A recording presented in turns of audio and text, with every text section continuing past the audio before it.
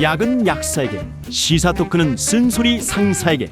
다사다난했던 2025년, 유경준, 김웅, 조수진 전 의원과 강성만 금천구 당협위원장, 그리고 서울의 청년 정치를 대표하는 김규남, 이상욱 시의원까지 올해도 쓴소리 상사에는 쟁쟁한 패널들이 함께해 주셨습니다. 정부 여당에게는 바른 국정 운영을 주문하고, 보수 여당에게는 잃어버린 국민의 신뢰를 되찾기 위해 쓰지만 애정어린 토크를 이어왔는데요. 다시 보는 2025, 그 거침없는 쓴소리의 현장을 다시 한번 만나보시죠.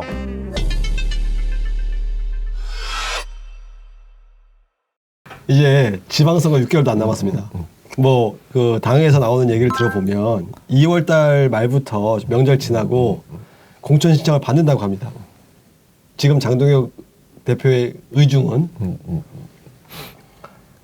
지방선거 겁나 힘들겠죠? 국민의힘 입장에서? 국정지지도나 대통령 지지를 보면은 쉽지 않은 선거가 될 거라는 건 짐작할 수 있겠죠. 지금 같은 상황이 유지가 된다면은. 근데 이제 연말이나 1, 2월에 국민의힘 입장에서는 상황이 바뀌기를 기대하는데, 그래서 그게 잘 될까 하는 생각은 있어요. 저는 한 가지 변수만 빼면은 내년 지방선거는 우리 당한테 엄청 유리한 선거예요. 왜냐하면 중간선거 성격을 가지고 있으면은 견제 성격이 커집니다. 근데 지금 대통령도 민주당이고 절대 다수 의석도 국회 의석도 민주당이고, 그 민주당 양쪽에서 지금 어마어마하게 지금 뭐 사법부나 검찰이나 이런 데에 대해서 압박을 넣고 있고, 그런 뭐 자기들이 말도 안 되는 법안들을 내고 있으면서 뭔가 견제는 해야 된다, 시그널을 보내야 된다라는 요구가 강해요. 그것도 강하고, 내년에 이제 결국 중간선거 때 또 중요한 것 중에 하나가 경제적인 요소인데, 지금 이 물가나 그다음에 이제 그 내년 봄에 부동산에서 터지게 될 그런 여러 가지 그 문제들, 이걸로 봤었을 때는 상당히 그 여당한테는 불리할 수밖에 없는 그런 구도고, 주가가 나는 지금 너무 급히 올라갔기 때문에 내년 지방선거 때 이게 분명히 큰 문제로 작용을 할 것이다라고 생각을 해요. 주식 팔아야겠네. 그런 여러 가지 구도로 전체적으로 봤었을 때는 저 여당한테는 불리한 선거인데, 여당이 가지고 있는 절대 무기 두 개가 있죠. 첫 번째는 불법개혁. 그리고 우리 당은 여전히 윤석열, 김건희하고 결연을 못하는 거예요. 그 두 번째는 뭐냐면, 우리 당은 공천은 결국 망칠 거예요. 21대도 그랬고 22대도 그러고 결국은 공천 때문에 망쳤어요. 근데 이번에도 지금 이대로 가면은 우리 당 공천은 망할 수밖에 없는 거야. 왜? 이길 수 있는 사람을 내는 게 아니거든. 제가 저기 옛날에 저기 저 뭐 당을 한번 바꿔보겠다고 해서 그 전당대회 나왔었을 때 그때 사실은 뭐 여러 가지 저 패착이 있었지만 가장 큰 패착이 시스템 공천이었어요.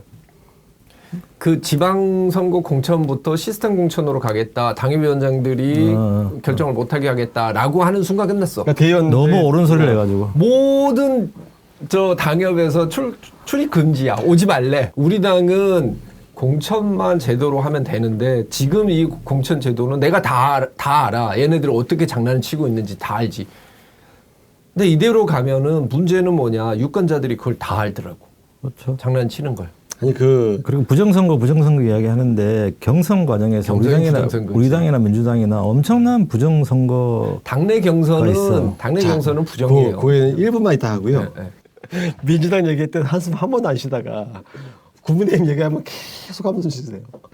참 애정 넘친다, 애정 넘쳐 진짜. 당심 70% 이번에 한다는 거. 아니 그래서 지금 그걸 여쭤보려고. 7대 3으로 결정을 해서 넘겼다. 어떻게 할까? 장 지도부가 판단을 해라.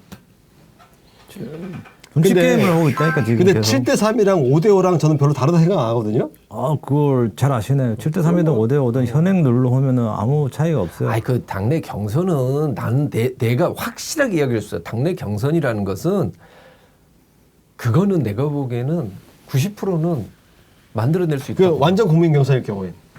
어렵지 아무래도. 그러니까 이제 당심 70%가 되면 어떻게 해야 되냐면, 뭐 한 주는 신천지에 가가지고 저기 수학도 좀 하고, 한 주는 저기 통일교회 가서 참 어머니야 또 만나고 오고 뭐 이래야겠지. 뭐 그 양반들이 막 떼거지로 들어왔잖아요. 그게 이번에 뭐 밝혀졌는데 아니 그렇게 조직적으로 들어왔다는 게 밝혀졌는데도 불구하고 당신 70%를 하겠다라고 하는 거는 이거야. 그냥 국민들 당신이 뭐라고 이야기를 하든 우리는 이번에 한번 땡겨 먹고 그 7대 3이든 5대 5든 거의 차이가 없다는 게 어떤 의미로 말씀하신 거예요? 아니 그거죠. 누가 질문을 그 오시는 역선택 방지 조항이 있으면 그냥 100% 당심이죠. 그렇죠. 그거 역선택 방지 조항이 있으면은 국민 경선 여론조사를 하든 당원 투표를 하든 똑같이 나와요. 근데 근데 이제- 중도가 일부러 포함되긴 하지만은 당 지지자들이 들어와가지고 투표를 장악하기 그러니까요, 때문에 네. 똑같이 되는 거고. 이제 제가 궁금했던 게 옛날엔 자 우리 선거에 왜 민주당 애들이 투표를 하게 놔두냐 제가 이 논리에 약간 빠져 있긴 했어요. 그러니까 역선택 방지 조항에서 거기서 걔들이 뭐라고 이야기를 했냐면 오히려 민주당 지지층이 와서 잘 안 될 것 같은 후보한테 오히려 더 표를 몰아줘서 우리 후보의 경쟁력을 떨어지는 후보를 네. 뽑을 것이다라고 이야기를 하잖아. 네. 그 정도로 만약에 의혹이 있는 사람들이면은 처음에 역선택 방지 조항이었을 때 우리 당 지지한다라고 하겠지. 그치 그러네. 그러니까 역선택 방지 조항이라는 말 자체가 뭐냐면은 모순이에요. 앞뒤 말이 안 맞는 성립이 거야. 안 돼. 그럼 내가 할 말을 저 혼자 다 하네. 그래 두개총장 앞에서 미안합니다. 아 그렇네. 야 진짜 말씀하세요. 나이아가라 앞에서 오줌 쌌네. 누가 하든 상관없으니까. 그러면- 역선택 방지 조항이란 거는 애초에 성립하지 않는 말이다. 이게 키 포인트예요. 결국 지방선거든 대선이든 국회의원 선거든 간에 선거판을 좌지우지하는 거는 영남, 호남을 제외하고 수도권이나 수도권이에요. 충남, 강원 지역에서는 우리 김 의원이 만든 말이기도 한데 중수청이라 그래가지고 중도층 청년 수도권. 수도권의 지지를 얻지 않으면은 선거에 이길 수가 없어요. 그게 역선택 방지 조항이나 뭐 당원 위주로 투표를 해버리면은 지금 당심이나 뭐 여론조사 역선택 배제하는 것도 거기 보면은 적어도 성, 연령, 지역은 할당을 해야 되거든요. 네. 근데 그게 하루 만에 하고 하니까 할당이 안 되는 경우가 있어요. 그럼 가중치라는 거를 마음대로 하든지 심한 경우에는 성, 연령, 지역도 할당을 안 해요. 할당을 안 하고 먼저 들어온 사람들로 해버리면은 열성 지지층 또는 동원된 사람들만 투표를 하잖아요. 그러면 조작이 가능한 거죠, 그게. 당심, 민심, 5대5니 뭐 7대 3인이 하는 거는 잘못된 프레임이에요. 그거는 둘 다 틀린 거기 때문에 제일 중요한 건 역선택 방지 조항이 포함되어 있냐 아니냐 100% 국민 경선을 하냐 아니냐 선거에 이기느냐 지느냐를 가름할 수 있는 기회를 생각하고 그거 대표적인 케이스가 서울시장 보궐선거 올 때 김종인 비대위원장이 와가지고 100% 국민 경선을 정말 했다고요. 그게 이제 중수청의 중요성을 파악했기 때문에 그런 거지. 그렇게 변하지 않는 한 다음 선거에도 별 가능성이 없다고 봐요. 지금 7대 3인이 5대5 하고 있는 거는 둘 중에 하나를 해야 된다는 식인데 그거부터 깨지고 사라져야 돼요. 그러니까 똑같이 틀린 답을 두 개를 놓고 답을 정답을 맞춰라 하는 거잖아요. 정답이 없는 네. 거를 가지고 선택을 하라는 식이니까 그게 소위 잘못된 프레임이란 거죠. 그게. 어쨌든 우리 보수 정당의 호남 출신이 와서 이 제대로 자리 잡고 성공한 케이스가 없어요. 이게 저는 안타까운 거죠. 우리가 오랜 집권을 해본 정당으로서 이 호남에 점점 애정을 더 얻고 기반을 넓혀가야 되는데 크게 이 수십 년 뭐 한 50년 세월 동안 안 되잖아요. 호남 어떻게- 출신이 아예 없나요? 저희 당에? 우리 뭐, 많죠. 우리 강성만 위원장님도 기억난 호남이시고 사람이 없잖아요. 지도자급이 없잖아요. 지도자가 없지만은 그는 좀 어떻게 보면 정치 철학의 부재라고 저는 생각을 합니다. 우리 강성만 위원장님 정말 금천구 우리 그 서울 48개 지역에서요 가장 국민의힘이 어려운 지역입니다. 어려운 지역에서 지금 계속 정말 고생하고 계십니다. 그래서 저는 우리 당에서 정말 그 서울과 수도권을 공략한다면 서울 수도권의 보통 30% 이상이 각 지역마다 호남 출신이거든요. 그렇기 때문에 더더욱이 뭐 국민 통합 차원에서도 그렇고 현실적인 표를 위해서도 그렇고 호남 출신의 정말 중도 보수 정당에 기여할 수 있는 분들이 정말 많아야 되고 또 지원해야 된다고 저는 생각을 해요. 저는 이제 이 보수 정당에 와서 이제 한 20년 됐거든요. 근데 이제 저쪽 정당은 김대중 때부터 이 동진 정책이라는 걸 했어요. 영남에서 어떻게든 지지 기반을 확보하고 넓혀 나가려는 노력을 수십 년 동안 했다 이 말입니다. 영남에는 출마할 사람도 없잖아요. 네. 민주당 그 당시. 그러면 영남에 공천한 사람들에게 이 벽복과 접수비를 줬어요. 이렇게 해서 출마를 시키고 또 저쪽 정권은 또 그렇게 해서 또 이 권력을 잡게 되면 그 소외된 영남 지역에 뭐 고생한 뭐 당협위원장이나 자기들의 정치적인 동지들을 뭐 어디 기관에 뭐 보내주기도 하고 또 전문성을 찾아서 매치해서. 근데 우리는 서진 정책이란 게 없습니다. 제가 없죠. 기억나는 게 뭐 김종인 비대위원장 시절에 뭐 망월동 가서 무릎 꿇은 거, 뭐 이준석 전 대표가 뭐 조금 뭐 그런 모습 보여주려고 했던 거, 이런 잔상은 있는데 우리 당이 과연 서진 정책을 했나? 제가 이 당에 처음 왔을 때가 한나라당 때인데 그때는 최고위원도 호남 출신 몫이 있었어요. 최고위원도 반드시 이 지명직 최고위원은 호남 출신을 줬습니다. 그리고 비례대표도 호남 출신을 두세 명을 반드시 포함시킨다든가. 박근혜 대통령 때까지, 박근혜 대표 때까지 있었던 것 같긴 한데요. 네, 근데 그런 게 점점 없어졌어요. 제가 20년 세월을 살아보니까 이 당에서 호남의 최고위원 목도 없고 점점 호남이라는 거에 대해서 관심이 없어져 버린 거죠. 그 조수진 최고가 호남 출신 뭐 비례대표로 와서 영거푸 최고위원도 2번 하면서 호남의 예산에 대해서 굉장한 신경을 썼어요. 전라남북도 광주 뭐 무소속 뭐 민주당 시장 군수 구청장이 와도 응대를 해주고 호남에 우리 보수 정당도 호남에 이렇게 애정이 있습니다 하는 걸 보여주려고 노력을 했는데 그런 게 그렇게 높이 또 평가를 안 해주더라고요. 그래서 국회의원실에 가보면 이렇게 지나가다 보면 호남 동행의원이라고 써진 데들이 꽤 있던데 그분들은 그냥 부처만 넣은 건가요, 그러면? 노력도 각자 다 했죠. 하지만은 이제 우리 강성만 위원장님도 이야기하셨지만 어떤 인물로서 보여주는 게 가장 빠르거든요. 지금 우리 22대 국회 때 호남에서 고생하는 분들이 비례대표 입성을 아무도 못했어요. 이제 그런 게 단적인 예죠. 예. 그러니까 어떤 사람으로서 보여주는 게 가장 빠르고 가장 효과적인데 그런 어떤 모습들이 보여지지 않기 때문에 마치 호남에 대해서는 애정이 없는 것처럼 느껴지고 그러다 보니까 호남 출신 인사들이 많은 수도권에서 고전하고 또 우리가 그만큼 수도권에 의석이 없고 이런 결과로 이어지지 않았나 그렇게 생각이 됩니다. 이재명 대통령이 민주당 당대표일 때는 영남 출신을 최고위원으로 임명했던 것 같은데.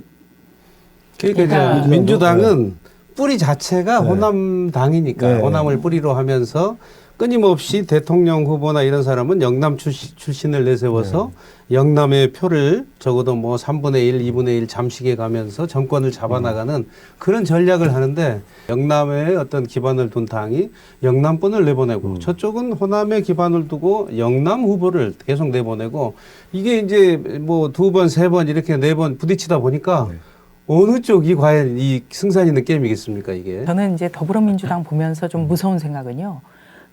김대중 대통령 때부터 예전 민주당이 지향하고 있는 게 전국 정당이었어요. 네. 그때는 그만큼 전국 정당이 어렵다는 것이었거든요. 근데 그 뒤로 대선 후보가 다 영남 분들이 됐잖아요. 네. 노무현 대통령, 문재인 대통령, 네. 지금 이재명 대통령. 그리고 더불어민주당의 최고위원이 다 영남 분들이에요. 네. 서영교 최고위원, 뭐 전현희 최고위원. 그리고 그분들이 앞에 서다 보니까 어떻게 보면은 영남에서도 더불어민주당 쪽에 우리가 훨씬 많네? 이런 생각을 갖게 되는 거죠. 거꾸로 저 같은 경우는 이제 전라북도에서 초중고를 다 나왔습니다만 제 힘으로 최고위원에 2번 당선됐을 때 더불어민주당에는 호남 출신 최고위원이 없었어요. 네. 그러다 보니까 더불어민주당에서는 더 저에 대해서 굉장히 경계를 하고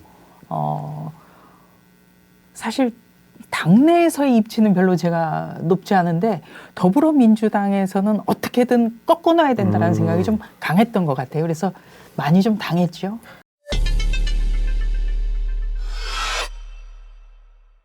전재수 의원이 정치자금법으로 적용을 받으면 오늘 날짜가 지금 녹화 날짜가 23일이니까 딱 8일 남았거든요. 공소시효가 8일 남았는데 그 사이에 전재수 장관을 기소할 수 있을까? 이런 이제 의문들이 많으시더라고요. 당연히 편향적이라고 생각이 들 수밖에 없는 행동이었죠. 결국엔 결과적으로도 그렇고 과정도 그렇고요. 인지하고 있었으면 지금까지 특검이 밟아왔었던 그 수사 그리고 그 다양한 내용들을 보면 당연히 거기도 같이 조사를 그렇죠. 했었어야 되는 그렇죠. 거예요. 네. 근데 그거를 가지고선 사건 번호도 그때 당시에 바로 만들지 않고 나중에 언론에 나오기 시작하니까 사건 번호 만들어서 그때 이첩을 한다? 누가 봐도 편향되게 보일 수밖에 없는 겁니다. 이건 명백하게 잘못하셨던 행동이에요. 잘못하셨으면 책임을 지셔야 되는데 저들은 책임을 안 지겠죠. 그렇죠. 국민의힘이 뭔가를 하면 프레임을 씌워서 사실 쥐잡듯이 잡고 자기네들끼리는 다른 걸 터뜨려서 맞아요. 뭐 이렇게 이슈를 접는다라는 영화에서 나온 그런 것들을 따라하고 있는 거 보면 참 안타깝습니다. 이제라도 그 편향적인 걸 조금이라도 덜기 위해서라면 정치자금법 위반이 아니라 뇌물죄를 수수하면 뇌물죄로 적용한다면은 공소시효가 늘어나니까요. 좀 제발 편향적인 거에서 조금 더 오른쪽으로 와주시면 좋겠네요. 오른쪽으로 다 사실 바라는 게 아니고 제발 가운데로만. 너무 왼쪽. 네, 너무 왼쪽가 있으니까 이게 완전히 기울어지는 운동가예요. 이제 가운데 가까워지는 거잖아요. 가운데는 절대 안 올 거예요, 근데. 예. 가운데 올 생각이 없는 사람들인 것 같고 저 사람들은 선거 때만 중도층이라고 얘기를 하기 때문에 네. 그 대통령도 그 말을 했죠. 선거 때 내가 중도다라고 얘기한 적이 있죠. 무한한 책임감을 갖고 말해야 돼. 그것도 너무나 뻔뻔하게 해요. 그래서 그렇잖아요. 이재명은 합니다잖아요. 사실 지금 대통령보다 민주당이 더 문제 아니에요, 사실은? 그렇게 봐야죠. 뭐 사실 대통령도 문제지만 그 누가 더 큰 문제다? 다 문제죠. 민주당이 지금 하고 있는 그 안에서의 입법 과정들도 너무 엉망으로 하고 있을 뿐만 아니라 민주주의는 하나도 안 지켜지고 있죠. 야당 입 막고 퇴장시키고 이게 뭐 하는 겁니까 도대체. 그 발언권 안 주고. 예, 그분들 늘 얘기하시는 게 있어요. 대의민주주의. 그러니까 우리는 자기는 그 지역구 또는 국민들을 대표해서 있는 사람이다. 근데 국민들 대표해서 있는 사람 나가세요. 상임위장에서 나가세요. 말이나 되냐고요. 국민들에게 나가라고 얘기하는 거죠, 그건. 그 국민들을 무시하는 게 뭐 하루 이틀은 아니니까. 근데 뭐 저 그 국민의힘 입장에서도 상당 부분 반성을 해야 된다고 생각을 하지만 좀 이제 선을 좀 많이 넘고 계십니다. 그렇죠. 예전에는 그래도 어느 정도 적당한 관련 지켰었습니다. 회의장 안에서 발언. 그렇죠. 저희 이상국 시의원께서 국회 생활을 오래 하셨어요, 또. 맞아요. 예전에는 그래도 서로 상도의가 있어서 발언 막지 않고 그 안에선 다 하게 하고 대신에 싸울 때는 확실하게 싸우고 이런 게 있었고 뒤에서 합의도 잘하고. 근데 그게 사실은 정책 갖고는 싸우지만 서로 국민이 뽑으신 분들이니까 이 얘기도 맞다고 생각을 해보고 저 얘기가 맞지만 부족하니까 같이 고민을 하는 그런 국회였던 것 같은데. 맞아요. 다름을 인정하지 않는 거죠. 우리 국민들도 일상을 살아가시는 국민들도 다름을 인정하고 그리고 부부관계에서도 다름을 인정하고 서로 잘 맞춰 살면서 훌륭하신 국민들 많은데 왜 정치인들은 점점씩 그 다름을 인정하지 못하는 포용력이 적은 사람들이 많아지느냐. 그런 사람들만 가는 거 아니에요? 그래서 문제가 있는 겁니다. 그래서 지금 계속 이러는 거고요. 국회 본회의장에서 그 주식 투자하신 분 있죠? 그 민주당의 이춘석 의원. 예, 그분이 경찰에 고발된 게 벌써 4개월 전이더라고요. 네. 근데 한 번도 조사를 안 받았대요. 전재수 장관이 지금 국가수사본부로 이게 이첩이 됐는데 올해 연말까지인가가 그 공소시효인데 과연 이 연말까지 국가수사본부가 조사를 할 수 있을까요? 이춘석 의원 것도 4개월 전 것 때 아직도 안 했는데 이제 한 2, 3일 전에 받아가지고 어저께 압수수색하긴 했는데 연말까지 그게 기소가 가능할까요? 대한민국에 정의가 있는가? 정의가 죽었잖아요.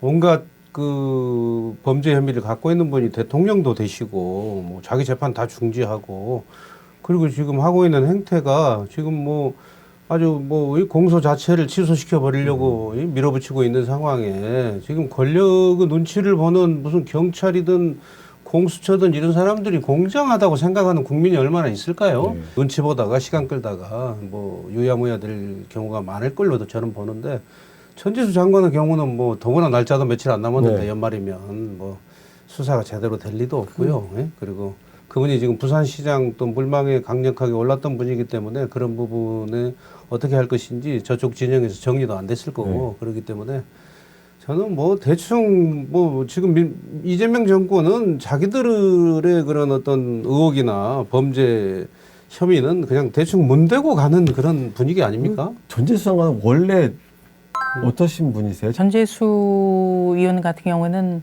노무현 대통령 시절에 네. 대통령 제2부속실장이었습니다. 그만큼 30대 때부터 정치에 깊이 관여를 했던 분이죠. 저희가 이제 사람들이 잘 아는 정치인들은 인성이 어떤지 저희가 보이잖아요. 근데 이분은 이미지는 굉장히 관리를 잘 하신 것 같아요. 네. 그 전재수 의원 같은 경우에는 제가 노무현 대통령 때 청와대 출입 기자였을 네, 때부터 봤기 때문에 굉장히 그 평가가 좋아요. 네. 그리고 부산이라는 곳에서 모두 다 국민의힘이 의석을 확보할 때 전재수 의원이 유일하게 살아남은 네. 것. 그 자체만으로도 전재수 의원의 어떤 경쟁력은 충분히 입증을 하고도 남죠. 하지만 전재수 의원 같은 경우에는 과거에도 돈 문제가 조금 있었습니다. 아, 그래요? 네. 2020년 4월 총선 때 미래한국당 수석 대변인으로서 논평을 몇 번 쓴 게 있는데요. 당시에도 부산에 거주하던 전재수 의원이 대전에서 만 4년 동안 그 벤처기업에 고문으로 등록을 해서 1억 8,500만 원 그리고 법인카드, 차량을 제공받은 적이 있어요. 그래서 제가 좀 집요하게 그때 캐물었습니다만 답이 없었습니다. 지난 일이라고. 근데 그게 문제가 되는 거는 그 받은 직함이 상근이었어요. 네. 그러면 부산에서 대전까지 편도 250km, 하루에 500km를 운전을 한다? 그러면 최소한 하루에 길에서 6시간 정도를 허비해야 되거든요. 최소한 그렇죠. 최소한. 네. 네. 근데 거기에 대해서 답이 없었고 아까 이제 그 연말까지 수사가 되겠느냐? 저는 불가능하다고 봅니다. 그럼 안 하겠다는 거네요? 예, 8월 초에 이미 진술을 확보하고도 지금까지 뭉갠 거 아닙니까? 왜 뭉갰겠어요? 그러니까 공소시효를 계산한 거겠죠? 네, 안 하겠다는 네. 거죠. 공소시효를 계산을 해놓고 이게 어차피 특검은 연말에 끝나니까 자기네들이 그때 가서 특검 조사 결과를 발표를 해도 수사가 불가능한 시점에서 터지게 놔둔 거네요. 그런데 이게 이제 특검에 파견 나가 있는 검사들은 이 사건을 전혀 브리핑이라든지 어떤 보고를 하지 않았을 경우에는 문제가 됐다고 생각하고 특검에게 계속 보고를 했습니다. 네. 근데 특검이 계속 뭉갠 거예요.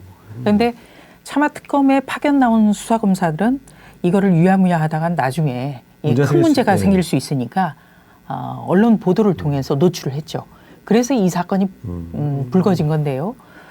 처음부터 애초부터 수사 의지도 없었고 지금 특히 민중기 특검 같은 경우에는 선택적인 수사를 밥 먹듯이 해왔지 않습니까? 그렇기 때문에 전재수 의원 건이 지금 뭐 금액도 특정이 됐죠. 2천만 원의 뭐 고급 시계 한 점. 그건 이렇게 압수수색 영장에. 예, 압수수색 영장에는 기록이 됐습니다만 처음부터 봐주려는 의도가 너무나 명백했고요.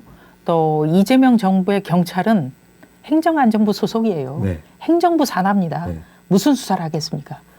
검찰에서 수사 제대로 해가지고 지금 뭐 의견 표출한 것도 다 귀양 보냈지 않습니까?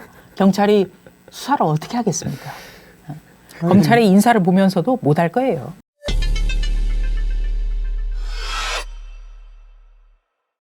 되게 민감한 제목 갑니다 이제. 장동혁 대표가 유감 표명을 했어요? 했죠? 유감 표명은 했죠. 그냥 내가 기분이 나쁘단 것 같아. 그 상대방은 사과로 받아들일 수 없는 말. 사과는 상대방이 해야 되는 거고. 그러니까 윤 전 대통령님이랑 똑같은 이제 장동혁 대표님께서 똑같은 내용의 메시지가 나왔다 그래서 참 말이 많은데 이 윤한홍 의원 이 그 대표적인 친윤 아닙니까? 그렇게 분류가 되지요. 근데 이분이 장동혁 대표한테 면전에서 겨 묻은 게 똥 묻은 게 이런 얘기 했거든요. 친윤한테 찍히고 살아남은 사람 한 명도 없어요. 장동혁 대표 버틸 수 있을까요? 저는 어찌 됐든 간에 저 윤한홍 의원이 이런 이야기를 해준 것 자체가 되게 고마워요. 사실은 뭐 어떻게 보면 친윤들한테 가장 뭐 많이 당한 게 저기는 하지만 그거를 떠나서 어찌 됐든 당과 저 나라를 위해서는 뭔가 달라져야 되는데 윤한홍 의원이 말한 게 정확해요. 민주당이 뭘 어떻게 해도 한 방이면 끝나. 불법 개혁은 안 했지 않느냐.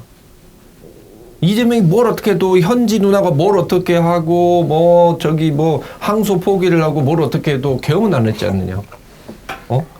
국회 헬기를 보낸 건 아니지 않느냐. 그거를 이길 수가 없어요. 그러면 거기에 대해서 잘못됐다라고 이야기를 해야 되고 국민들이 일단 우리한테 바라는 건 뭐냐. 니네가 잘못한 거에 대해서 먼저 인정을 하지 않고 민주당을 공격한다고 하면 니네들 똑같은 내로남불인 거지. 내로남불 중에서 다른 모든 내로남불을 이게 다 그냥 다 압살을 하는 거예요. 그 상황에서 딱 그거죠. 우리가 아무리 욕을 해도 우리는 똥 묻은 개예요. 그렇기 때문에 그 부분에 대해서 정확한 표현을 한 거고, 그래서 저는 뭐 윤한홍 의원이 과거에 뭘 어떻게 하셨는지는 어쩐지 모르지만 엄청 고맙더라고요. 아니 윤한홍 의원도 친윤중의 핵심이었는데 똥 묻은 게 개 묻은 게 이야기하기 전에 자기도 똥 묻은 게인지 개 묻은 게인지 좀 확인할 필요가 있지 않겠어요? 그리고 친윤 그룹들이 왜 친윤을 했고 어떤 짓을 했냐 하는 거는 다 알고 있는데, 그러면 친윤 그룹들이 계엄의 사과를 하자는 것도 좋은 이야기지만 그 전에 자기들이 잘못한 것부터 사과를 하고 차례로 해야지.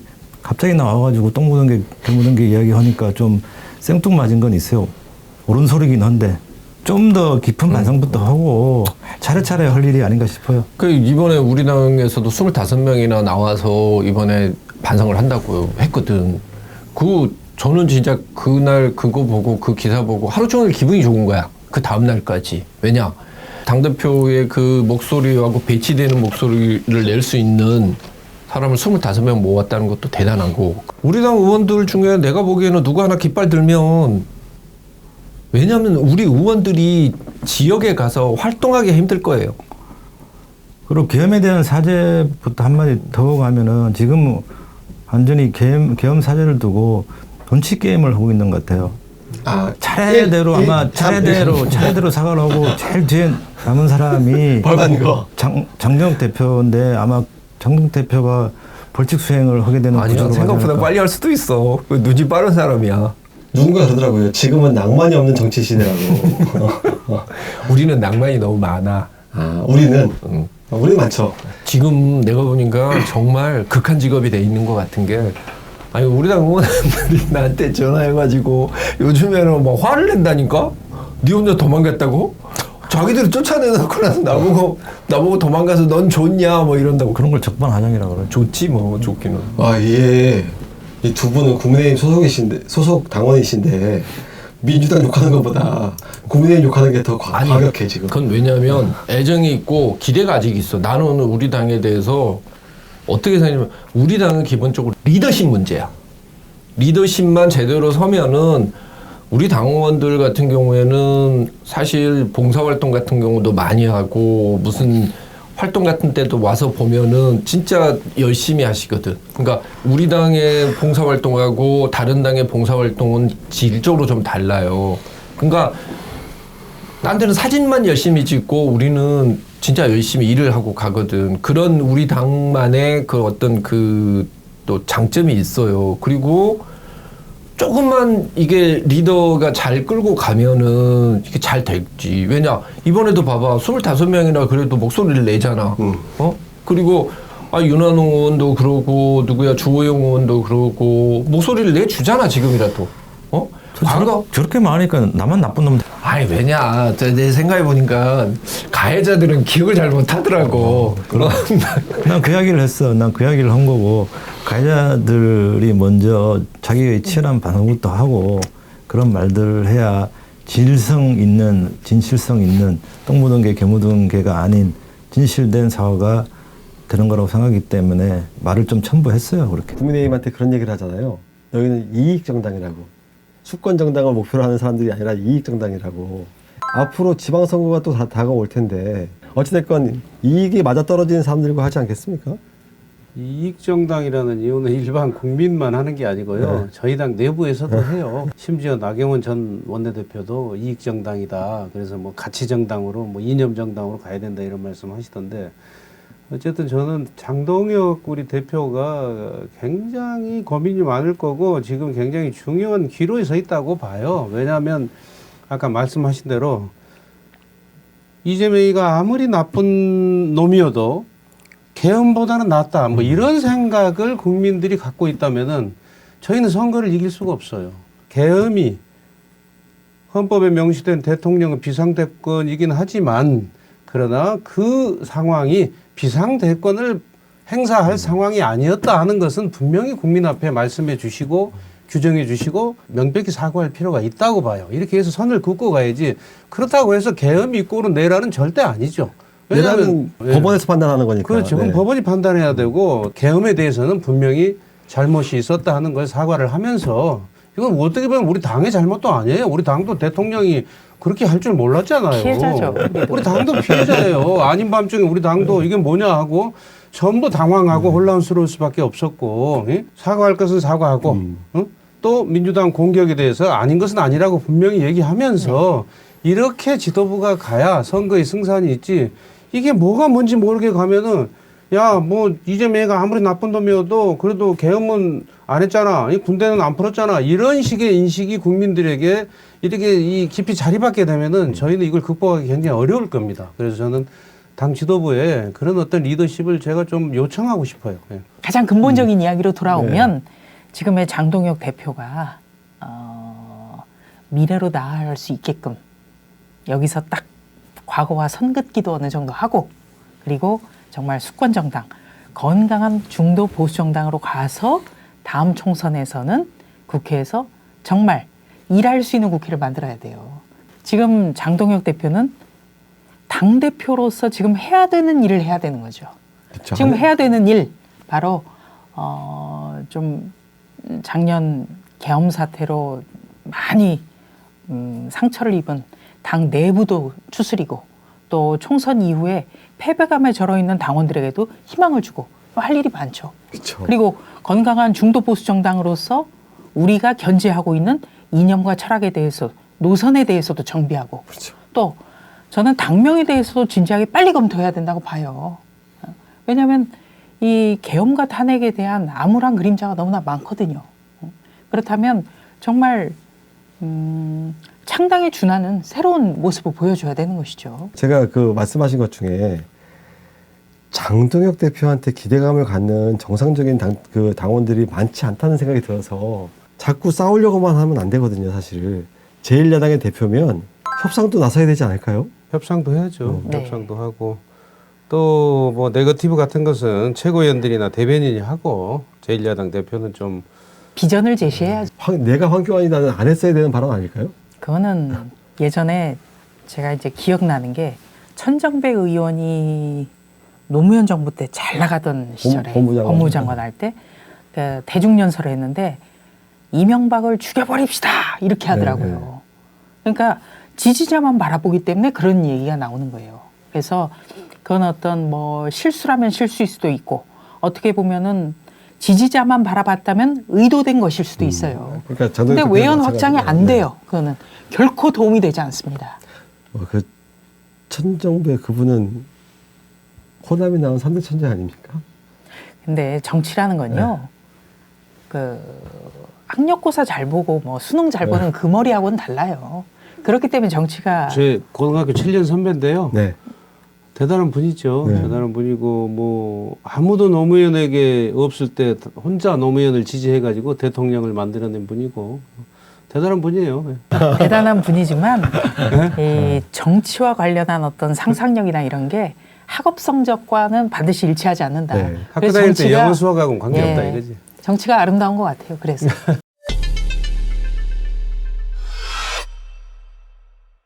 저희 그 이상옥 시의원님이 서울시의 도시계획 균형위원회에 네.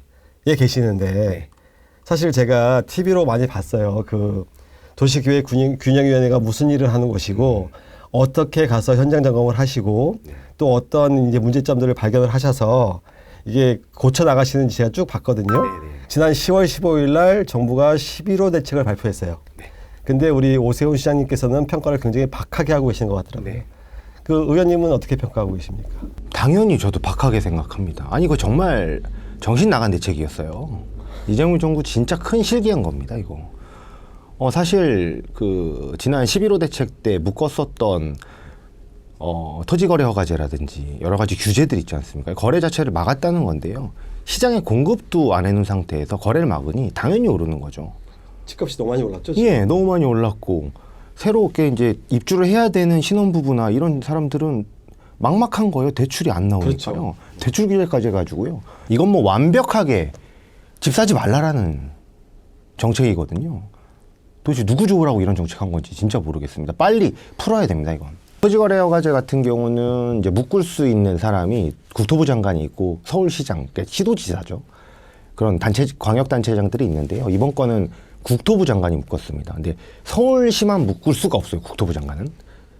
다른 광역단체랑 연계가 돼야 됩니다. 그래서 이번에 12개 경기도에 있는 그런 구들도 시들도 묶었잖아요. 성남, 용인 이런 쪽도.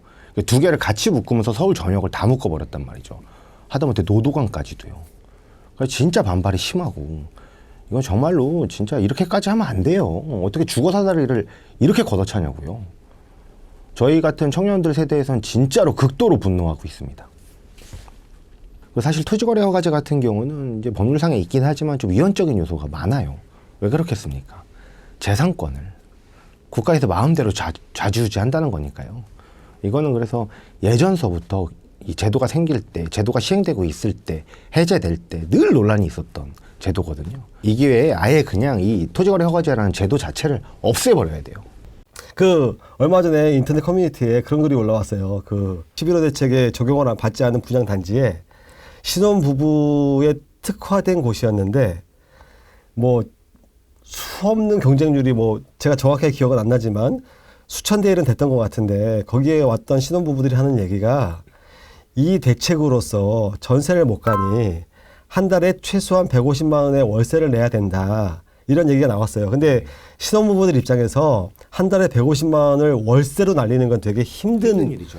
그래서 이제 그 커뮤니티에는 사실은 이 이재명 정부를 비토하는 얘기가 굉장히 많았거든요. 왜냐하면 전세가 사실은 서민들을 위한 정책이다. 근데 전세를 틀어 막았으니 월세가 가격이 뛸 수밖에 없고 구하기도 힘들어졌고 계약도 짧게 할 수밖에 없고 이래서 신혼부부들이 굉장히 힘들어한다고 하는데 맞아요.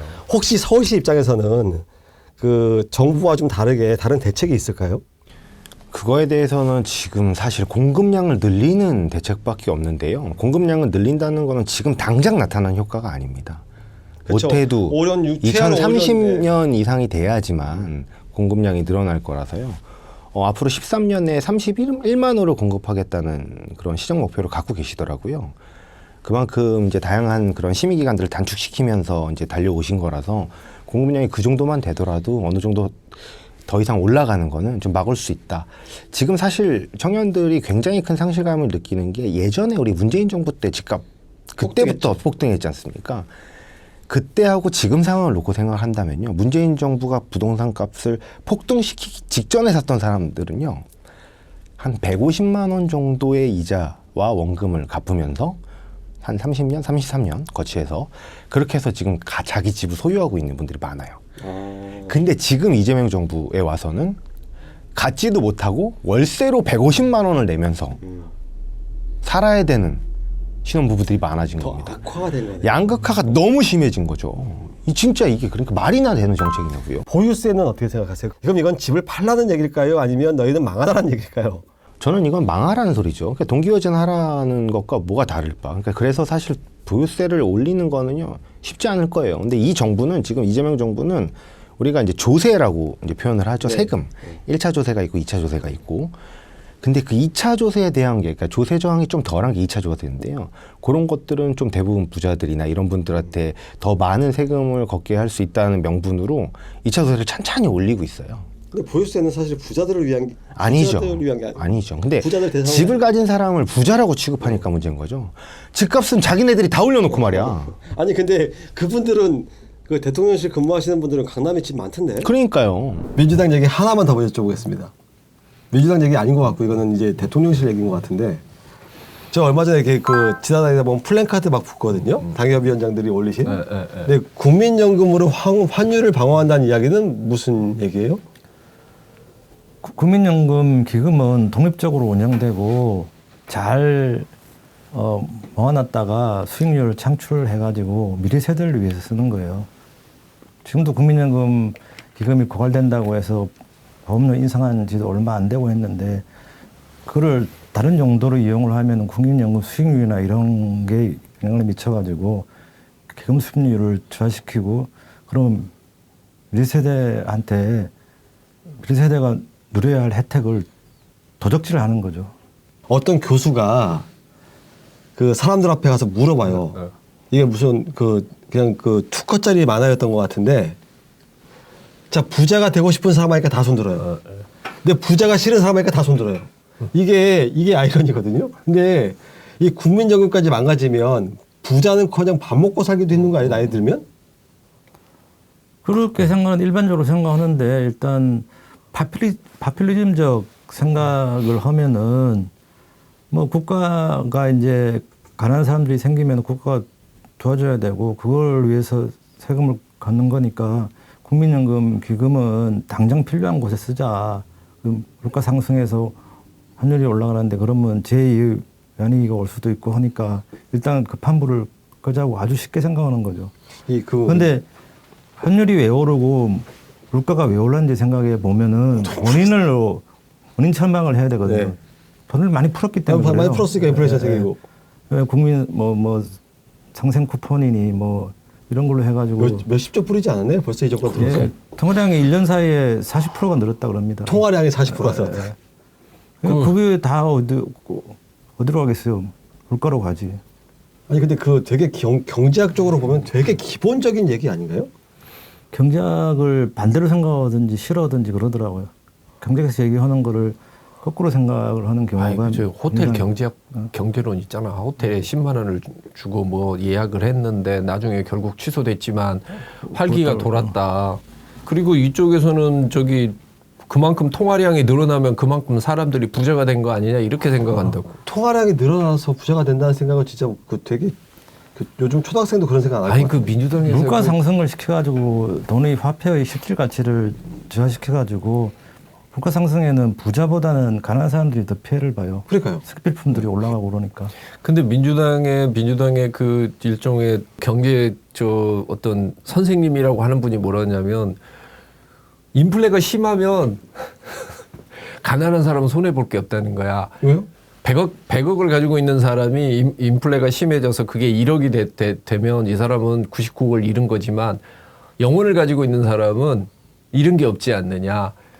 그 논리를 가지고 이야기를 하고 있는 게 지금 민주당 수준이에요. 중간에 빠져 있는 거죠. 10만 원, 100만 원 가진 사람은 5만 원, 50만 원 드는데. 아니 저 지금 말씀을 들으면서 제가 이해 못하는 게 지금 그건 이해할 수가 없어요. 이해를 그걸 이해를 되더라고. 하면은 최민희 의원의 양자역학 그 공부하고 비슷한 거예요. 그건. 아니 그럼 물가가 올라가면 환율이 올라가요. 그래서 물가가 올라가면은 그만큼 임금 상승도 어느 정도 해주는데 물가가 올라가는 만큼 안 올라가니까 월급쟁이나 서민들이 물가가 급속도로 상승하게 되면 더 피해를 본다는 게 일반적입니다. 다시 보는 2025년의 치열했던 기록들 어떻게 보셨나요? 2026년에도 민심의 쓴소리를 전하는 쓴소리 상사가 되겠습니다. 변함없는 관심과 많은 시청 부탁드립니다.